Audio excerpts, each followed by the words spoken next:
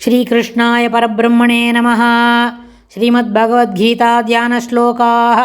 नमोऽस्तु ते व्यासविशालबुद्धे पुल्लारविन्दायतपत्रनेत्र येन त्वया भारततैलपूर्णः प्रज्वालितो ज्ञानमयप्रदीपः प्रपन्नपारिजाताय स्तोत्रवेत्रैकपाणये ज्ञानमुद्राय कृष्णाय गीतामृतदुहे नमः।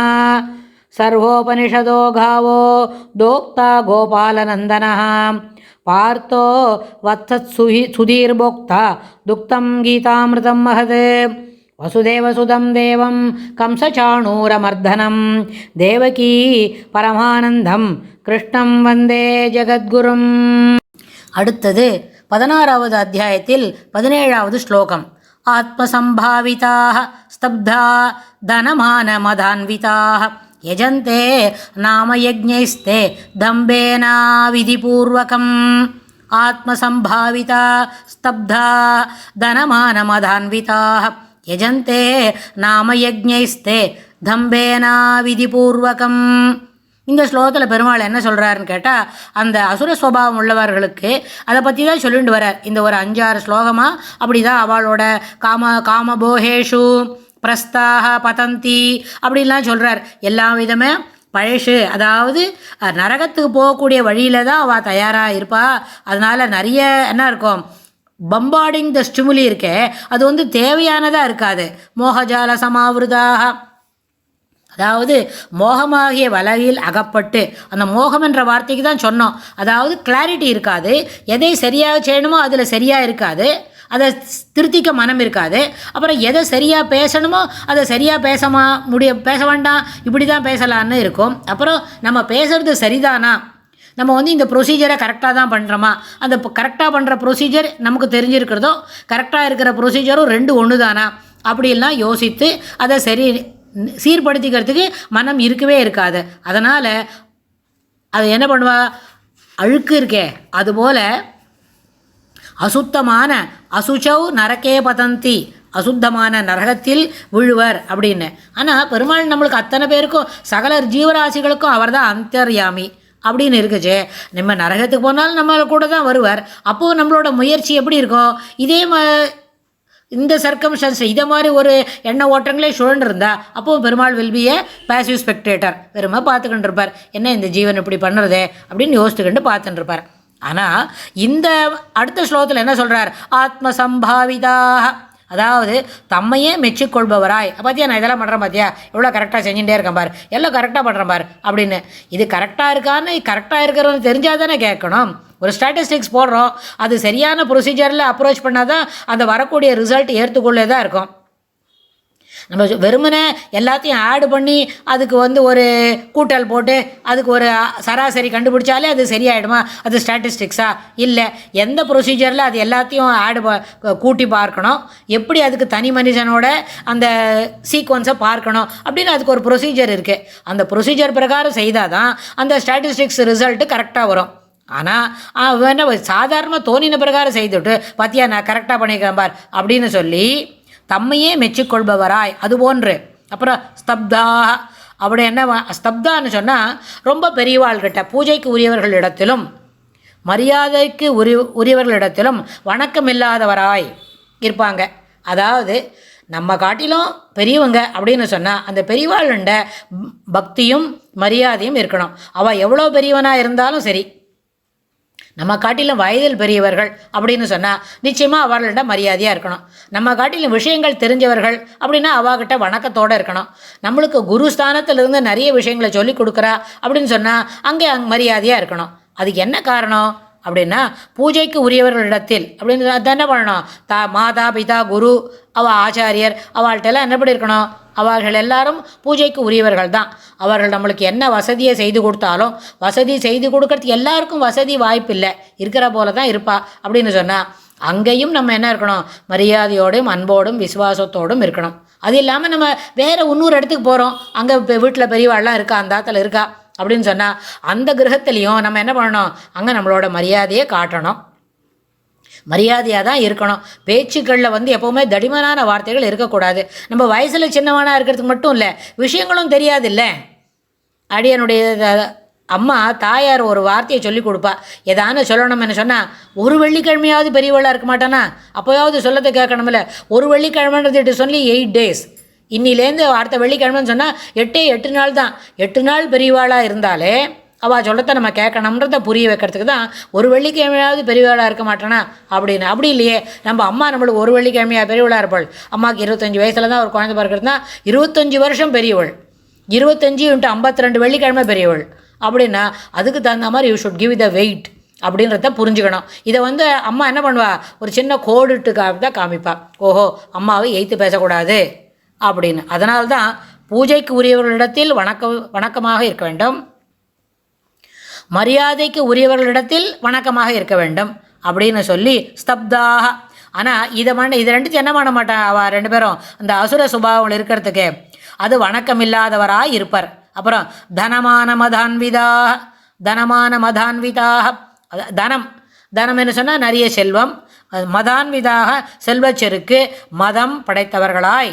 பத்தியா இவ்வளோ இருக்கு பார், என்கிட்ட இவ்வளோ பணம் இருக்கு பார், நான் இவ்வளோ வசதியாக இருக்கேன் பார் அப்படின்னு அதையும் சொல்லிக்கொண்டு அவர்கள் தம்பேன நாம யஜ்ஞத்தை பேர்மட்டில், அதாவது டம்பத்துக்கு முக்கியத்துவம் கொடுத்து ஒரு யாகமோ யஜ்ஞமோ ஒரு ஹோமமோ ஏதோ பண்ணுறா அப்படின்னு வைங்கோ.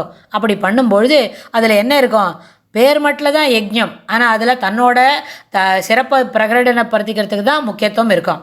நம்ம ஏதோ ஒரு தெய்வத்தை பிரீத்தி பண்ணுறோம், அந்த இடத்துல ஒரு ஹோமத்தை வளர்த்து அங்கே இருக்கிற சென்ற பதிவிலே சொன்னோம், ஸ்வாஹா அப்படின்னு சொன்னால் அந்த ஹவிச அந்த ஆஹூதியை என்ன பண்ணோம், அக்னியோட 2 பத்தினிகள் ஒத்திரியாட ஸ்வதா ஸ்வாஹா.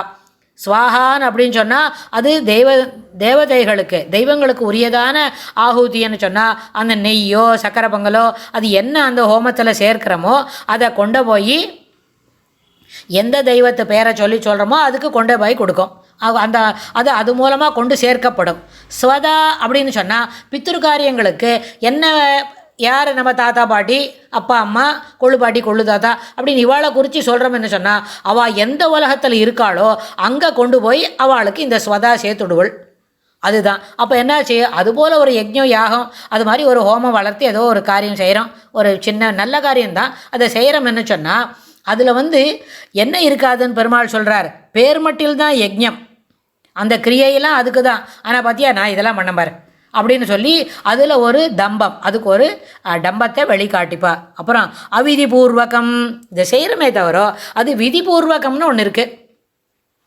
விதிபூர்வகம்னு சொன்னால் லேபிலெல்லாம் ஒரு கெமிஸ்ட்ரி லேபில் இருந்தாலும் ஒரு ரிசர்ச் பேப்பர் எழுதுறதா இருந்தாலும் ஸ்ட்ரிக்ட் டு த ப்ரொசீஜர் அப்படின்னு சொல்லுவாள். சிலப்போ அட்ஹர் டு த ப்ரொசீஜர் அப்படின்னு சொல்லுவாள். ப்ரொசீஜர் என்ன சொன்னால் எந்த விஷயத்தை எந்த வருஷ கிரமத்தில் செய்யணுமோ அதே வருஷ கிரமத்தில் செய்தால் தான் நமக்கு கிடைக்கக்கூடிய ரிசல்ட்டு ஏற்புடையதாக இருக்கும். அப்பொழுதுதான் அது மெச்சத்தகுந்ததாக இருக்கும், அப்பொழுதுதான் அதுக்கு பாராட்டு கிடைக்கும்.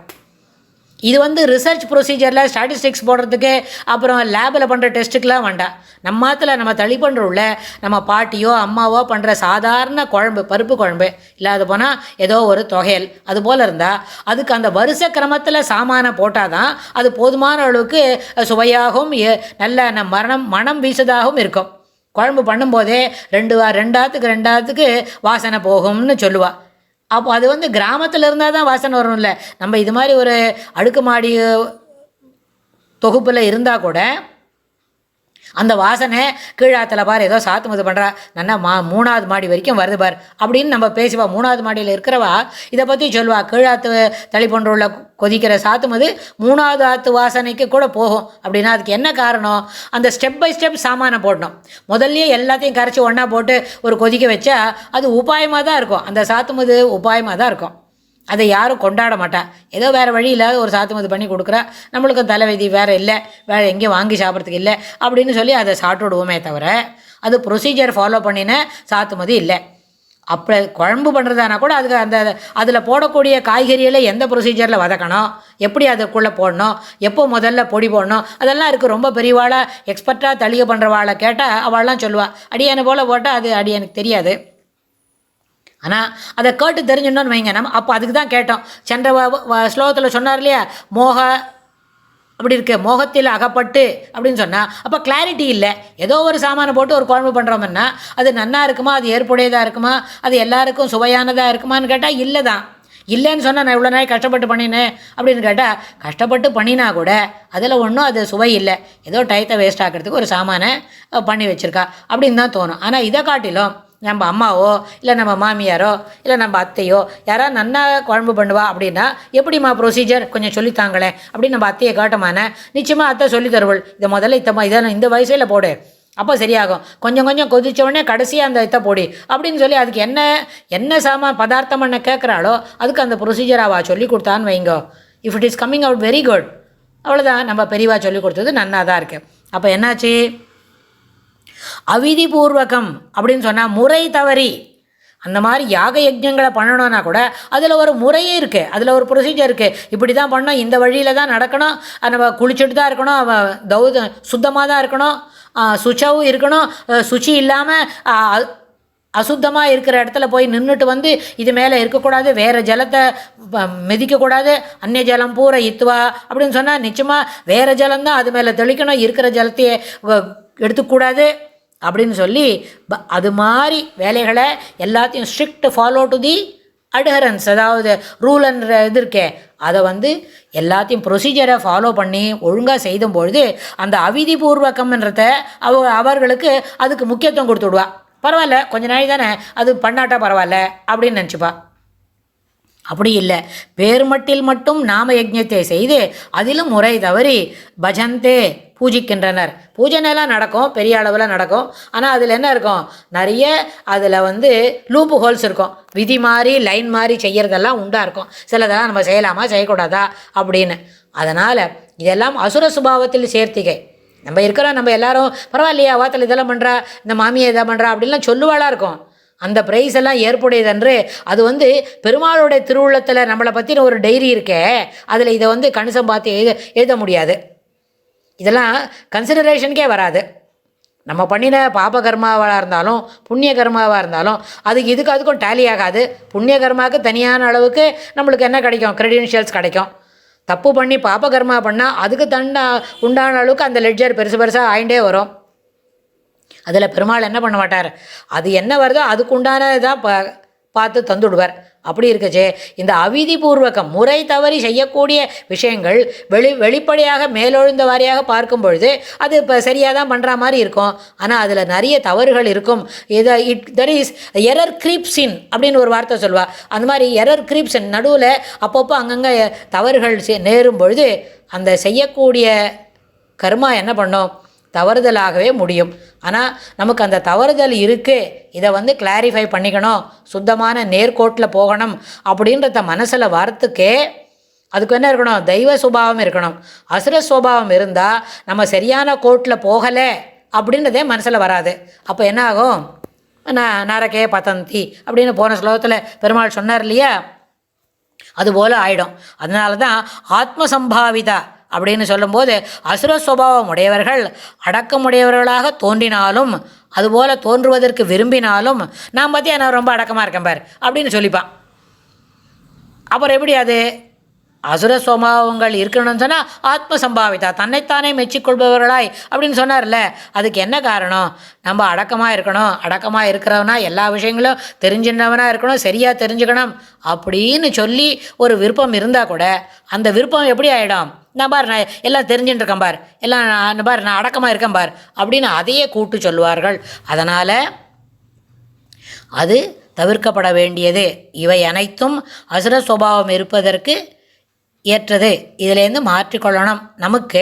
ஆனால் சுவாமி இப்போ என்ன சொல்லி கொடுத்துட்டுருக்கார், அசுர சுபாவம் இருக்கிறவங்களாம் எதெல்லாம் அவள்லாம் எப்படி இருப்பா அப்படின்னு ஒன்று ஒன்றா ஒரு லிஸ்ட்டு போட்டு சொல்லிட்டு இருக்கார் அர்ஜுனனுக்கு. அர்ஜுனனுக்கு 5100 வருஷம் முன்னாடியே சொல்லிட்டார். நாம் இப்போது அதை மறுபடியும் பார்த்து தெரிஞ்சுக்கிறதுக்கு ஒரு வாய்ப்பு பெருமாள் நம்மளுக்கு இப்படி ஒரு வாய்ப்பு கொடுத்துருக்கார். அடுத்த ஸ்லோகத்தில் இன்னும் என்ன சொல்லித்தரார் அப்படின்னு நம்ம பார்க்கலாம். ஸ்ரீகிருஷ்ணாய துப்யம் நமஹ.